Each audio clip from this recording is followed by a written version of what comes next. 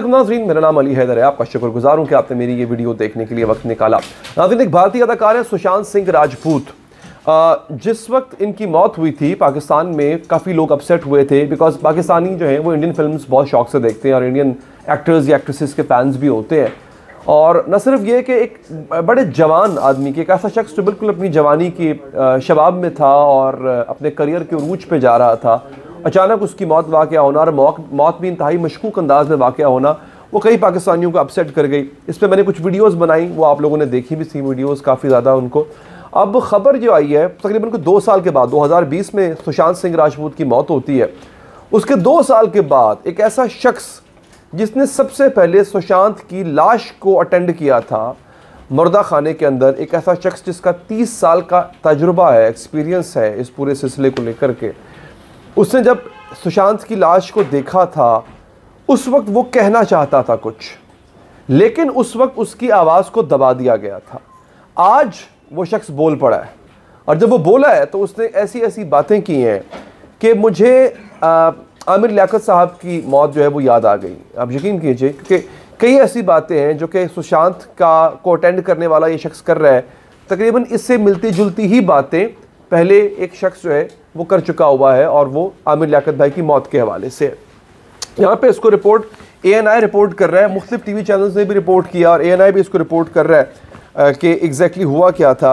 नाज़रीन, सुशांत सिंह की मौत पर कूपर अस्पताल के मुर्दे खाने में काम करने वाला रूप कुमार शाह, ये आदमी है, इसका नाम है रूप कुमार शाह। कूपर अस्पताल वो अस्पताल है जहाँ पे सुशांत सिंह का पोस्टमार्टम किया गया था और पोस्टमार्टम रिपोर्ट जारी की गई थी। उसने कहा कि जब मैंने सुशांत सिंह राजपूत की लाश देखी, मुझे ये खुदकुशी का मामला नहीं लगा। मुझे 28 साल से ज़ायद का तजुर्बा है। सुशांत के जिस्म पर ज़ख्मों के निशानात थे। मैं अपने सीनियर के पास गया और इन्हें ये सब बताया, लेकिन उन्होंने कहा कि हम इस मामले पर बाद में बात करेंगे। अब ये बड़ी हैरानी की बात है कि एक आदमी एक अपने सीनियर से कह रहा है और एक ऐसा शख्स जिसका 28 साल का तजुर्बा है। आपको एक बात बताऊं, कभी कभी ये जो आप कभी जाए ना कैसे सरकारी अस्पतालों में, जो वहाँ पे कंपाउंडर्स होते हैं जो दवाइयाँ बनाते हैं और ये दवाइयाँ देते हैं, उनका तजुर्बा कभी कभी इतना ज़्यादा होता है कि जो नए पढ़कर आने वाले डॉक्टर्स होते हैं वो कई दफ़ा उनसे पूछ रहे होते हैं। कई दफ़ा ज़रूरी नहीं है कि आपके पास डिग्री ही हो, और मैं ये नहीं कहता कि वो डॉक्टर मान लें आप उनको, लेकिन हाँ, उनका कुछ नर्सेज ऐसी होती हैं, वो इतना अरसा हो चुका होता है उन्हें काम करने का कि वो आधी सर्जरी तो खुद कर सकती होती है, लेकिन वो करेंगी नहीं, उनको अलाउ नहीं है, लेकिन उनका तजुर्बा होता है। इसी तरह से एक ऐसा शख्स जो कह रहा है कि मैं 28 साल से ज़ायद का तजुर्बा रखता हूँ मुर्दा खाने में, 28 साल से मैं लाशों को देख रहा हूँ, और जैसे ही मैंने सुशांत सिंह की लाश को देखा, मैंने उसी वक्त कह दिया था कि यह खुदकुशी नहीं है। क्यों नहीं है? उसके अगले अल्फाज जो है वो आपके सामने रख रहा हूँ। वो कहते हैं कि उन्होंने कहा कि मैं 28 साल से लाशें देख रहा हूँ। सुशांत के जिस्म पर ऐसा कोई निशान नहीं था जो आमतौर पर फंदा लगाकर खुदकुशी करने वाले के जिस्म पर होता है। क्योंकि स्टोरी तो यही दी गई थी ना कि सुशांत के कमरे में जब हम गए, सुशांत सो रहा था, रात में पार्टी करके सो गया। पार्टी करने के बाद सुबह जब हम उठे, हमने देखा सुशांत अभी तक जागा नहीं है। उसका मुलाजिम अंदर गया, जब मुलाजिम अंदर गया तो उसने देखा कि अभी तक मामला वैसे के वैसे ही है, सो रहा है। दरवाज़ा खटखटाया, नहीं उठा, देखा दरवाज़ा ज़बरदस्ती खोला, देखा तो पंखे से सुशांत की लाश लटक रही थी। ये अलिबी दिया गया था, ये स्टोरी जो है वो दी गई थी। वो कहता है ऐसा कोई निशान नहीं था। गर्दन लंबी हो जाती है, यहाँ पे निशान पड़ जाते हैं गर्दन पे अगर आपने फंदा लिया हो तो। आगे वो कहता है इसके जिस्म पर फ्रैक्चर्स के निशानात थे ना। ये बड़ी अजीब गरीब बात है, हड्डियाँ फ्रैक्चर होने के निशानात होना। पोस्टमार्टम में क्या लिखना है ये तो डॉक्टर का काम है। सुशांत को इंसाफ मिलना चाहिए, सुशांत को कत्ल किया गया है। मुझे तो डर है इस आदमी का कि ये आदमी ना कि फंस जाए, ये जो जिसने ये बात की है।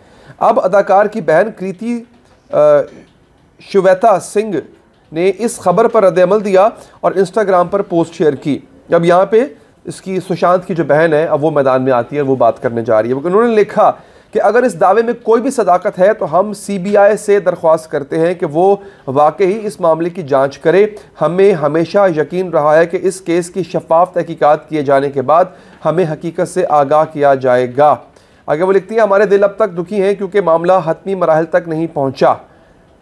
14 जून 2022 को 34 साल का ये लड़का, क्या उम्र है, बिल्कुल जवान उम्र है, 34 साल का लड़का खुदकुशी कर लेता है। कुछ चीज़ें और भी सामने आई थी नाज़रीन। इसकी एक सुशांत की गर्लफ्रेंड थी, मैं उसका नाम शायद भूल रहा हूँ, रिया, यस, रिया चक्रवर्ती। रिया चक्रवर्ती को भी कुछ देर के लिए हिरासत में लिया गया था, बिकॉज हुआ यह था कि रिया चक्रवर्ती जो है उस पर भी शक था कि कहीं सुशांत के कत्ल के पीछे इसका हाथ ना हो। बाद में पता ये चला कि सुशांत की गर्लफ्रेंड रिया चक्रवर्ती का एक बहुत बड़े मंशियात के गिरोह से ताल्लुक़ है, तो तब जो है उसको उससे पूछकर जो है वो शुरू कर दी गई थी।